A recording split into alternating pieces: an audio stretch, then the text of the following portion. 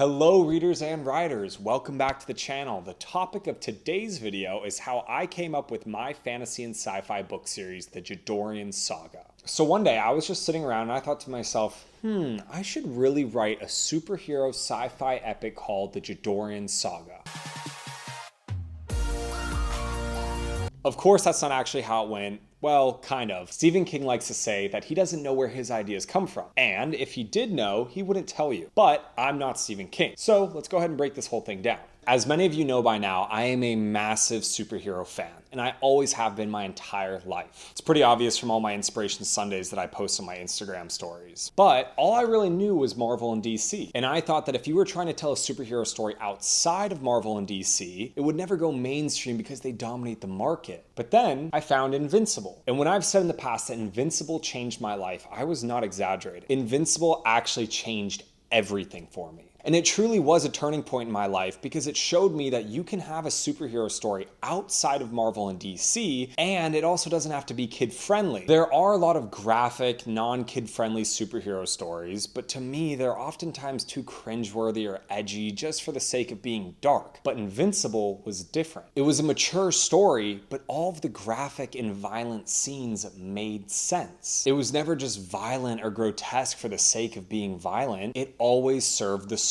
And from that point on, I knew I wanted to write a superhero story, but I had no idea where to start. It took almost a year from initially reading that story to having that light bulb moment where an idea popped in my head. Now, you might think that it all just came to me right then and there, but in reality, it was kind of a long process where it came piece by piece. I was driving home from my job at a gym, and the initial idea for my character to have energy powers came to me. Then I thought about how he would learn and train with these powers, where he would live, and who he would fight with and against. First, I pictured what it would be like if there was a superpowered school in real life. I thought to myself that the safest place for that school to be would be over an ocean, so that if they blew themselves up, they would just sink right into the water and not hurt anyone else. Then I thought about the enemies, and I knew that they would be the ones with powers who wouldn't conform to the school, and therefore they would be called rogues, as in going rogue or against the system. But of course, where did all these powers come from? When I was younger, I actually wrote a novella called Inferno, which was my first superhero story ever. And trust me, it's very rough. But in that story, it featured golden cells, which enabled the characters to have powers. So I took that idea from 13-year-old Eric's novella and put that into this novel. And then the name clicked. Because they had golden cells, they would be called Goldens. And naturally, if the superpowered individuals have golden cells and they're called Goldens, well, of course, they're going to go to the Golden Academy. Now, of course, these kids couldn't just be running around by themselves. They had to have someone overseeing them and making sure that they were okay. And then the name Headmaster Fowler came to me, and I loved it so much, I immediately added it. Now let's talk about how I came up with all the powers at this school. This one was tough. Of course, I knew that my main character, Caden, would have energy powers because I'm a massive Green Lantern fan and Goku fan from Dragon Ball Z. I just love the image and idea of energy blasts shooting out of someone's hands. And then from there, to pick all the powers of all the other characters in the story, I had to go down list after list after list, trying to find the right powers for the right people. And you'd be surprised, it was really difficult because although there are endless powers, you don't want to make some people too overpowered, you don't want to make some people underpowered, you don't want to make some people boring, and you don't want to create powers that break your story. And that's a point I want to touch on. If you introduce a character in your story with teleporting abilities, time travel abilities, healing abilities, those can all impact your story in huge ways. Let me tell you, you can create some massive plot holes with some of these powers. So it was actually a really fine line that I had to balance, because if someone had a power that was just too OP, it would genuinely break the story. So you had to be really careful to not pick some of those powers that would break your story and create massive plot holes. And I also took another thing from my old novella Inferno, which were Ezra's powers in the form of being able to turn on fire and fly around and shoot flames. Now, there was one other character besides Caden and Ezra that I knew had to have a certain power, and that was Headmaster Fowler. While I was reading Invincible, I loved how strong, intimidating, and quite frankly, invincible the Viltrumites were from that story. And I knew that Headmaster Fowler would have to be my Viltrumite. So if you want to know what Headmaster Fowler is, or what his powers are, or how strong he is, just picture Viltrumites or Kryptonians like Superman, and you have your answer. but take away the flying ability. And him not being able to fly is actually kind of a cool constraint, which you might see in the later books. And then of course I had to come up with the villain of the story, a pseudo twist at the end, and of course the actual ending of the book. I always of course have the beginning, the middle is always kind of murky, and then I usually have a pretty strong ending where I know the story will go. Sometimes it can change, but most of the time I try and stick that landing. And for this story, I knew what the ending was going to be from the beginning. I don't really feel comfortable writing a story unless I know the ending, because then I don't really know where I'm going to end up. I don't know what to build towards. I don't know what to hint at. And it just kind of throws my structure and pacing off. So I really do prefer to have endings. And luckily for this story, I did. Most of my books, I have had the endings figured out, especially books 3 and 4, even 5, and now 6 too. The only book that I didn't really know what the ending was going to be going into it was book 2. And then that one actually surprised me, and I ended up really liking that ending. So all that was left to do was sit down and write it. And you guys might not know this, but the idea and story actually started out as a TV show. And it was called Superhero High School, which was the first note that I ever put in my phone. Then it became Hero High, and then it became The Golden Chronicles. And once the name The Golden Chronicles was set, I finally sat down and started writing it episode by episode. I got 4 episodes into it, and then I gave up.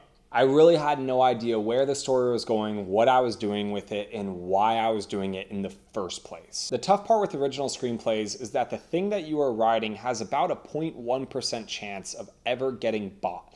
Then you have about a 0.00001% chance of ever seeing it on screen. All screenwriters know this, but it's incredibly discouraging, and it's even harder when you don't have representation like an agent and a manager to help get your script in front of the right people. Plus, if you have a giant idea like I did with a ton of special effects that would cost a lot of money, the chance of that being picked up are even slimmer. So I realized that the chance of anyone actually seeing it was incredibly slim, and I just didn't really see a point in writing it anymore, so I just gave up. And I didn't think anyone out of my screenwriting friends or professors would want to read it, because most people don't like reading scripts. They would rather just watch your movie or show, because screenplays are oftentimes very minimalistic and don't have much detail to really hook a reader and draw them in. And therefore, it's hard for people to really get invested in this story when they can't really picture it in their heads very well. So I sat on the idea for months and months, wondering if I should start again, but I just couldn't bring myself to do it because I really thought it was pointless. Finally, in my spring semester of my senior year of college, I was talking to my friend Trey, who's also a screenwriter, and he mentioned that he wanted to write a book. And the second he said that, it all clicked. I wanted to write a book as well, and I wanted to turn that original idea into a novel. It was also perfect timing because I had just started reading a bunch of fantasy and sci-fi books again. One of them being Percy Jackson and the Lightning Thief. I had read them when I was younger, but I wanted to see if they still held up now that I was older. I love this story, but something that I just couldn't really get over was the fact that these kids were running around doing incredibly dangerous stuff, but no one died. They never killed anyone, no one ever got seriously hurt, and there's never anything really graphic about it.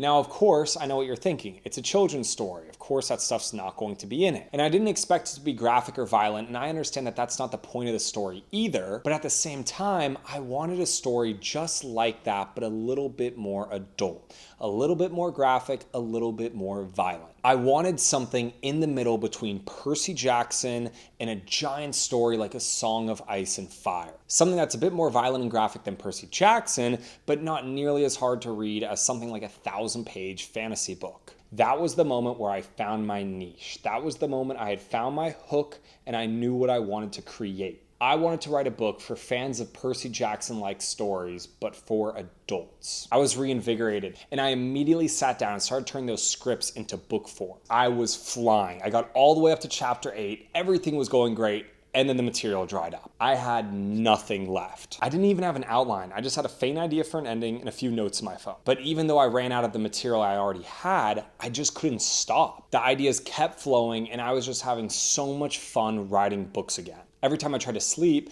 my mind would just continue to race, and I would keep coming up with ideas, and I would wake up, open up my phone, jot them down in my notes, try and go back to bed, sit there, flip-flop back and forth, toss and turn, come up with a new idea, write it down, try and go back to bed, and eventually I finally would fall asleep. But by that point, I would have so many notes that I just wanted to wake up the next day and immediately get right to it. All in all, it took 7 days to write my first novel, and the word count was 51,000 words. And of course, I changed the name from the Golden Chronicles to the Golden Academy, and while writing the book, I also came up with the name Gidoria for the Golden Planet, where golden heroes would go to after they had graduated from the Golden Academy. And logically, because everything's centered around the golden planet of Gidoria, I realized the saga should be called the Gidorian Saga. So I forgot to mention this when I initially recorded the video, but if you were wondering how I came up with the name Gidoria and Gidorian, I would say I was inspired by names like Saiyan, Kryptonian, and Mandalorian, as you can see from the helmet back there. And I wanted a name that was similar and also was strong and powerful, just like those names sound, and that is how I eventually came up with Gidoria and Gidorian, because I thought it sounded similar. So there you go.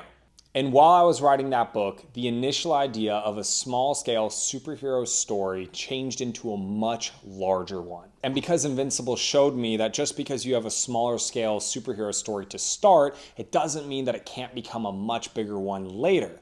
So that's why I wanted to write an intergalactic war story for my own, but I wanted to start it on a smaller scale. When you read the first chapter of my book, you'll notice that it starts in an apartment with Caden's mom. Then he goes to school, and it's all done on purpose. I wanted it to start very, very small, because the idea is this story is going to get much bigger. And you might not even be able to predict how big this story is actually going to get, but I wanted it to start as small as possible. And trust me when I say this story is going to go to some crazy places and do some crazy things as the books progress. But I wanted it to start as small as possible. And I did it that way because I remember finishing Invincible and seeing where the story had gone and remembering how small it had started off. And that was just super inspiring to me. And of course, I wanted to do something similar with my own work. And because I want this to be a superhero, sci-fi, and fantasy story,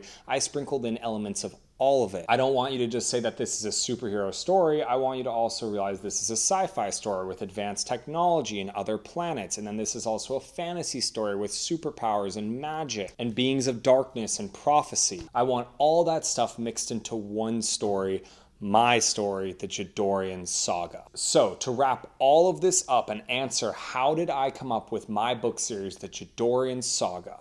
Well, to put it quite frankly, I just wanted Percy Jackson with a little bit of blood. And that's all I've got for you guys today. I really hope you enjoyed this video, and if you did, please drop a like, and if you want to see more like it, please subscribe. If you have any thoughts of your own about what we talked about today, please drop them down in the comments below. Happy reading and writing, and I'll see you guys next time.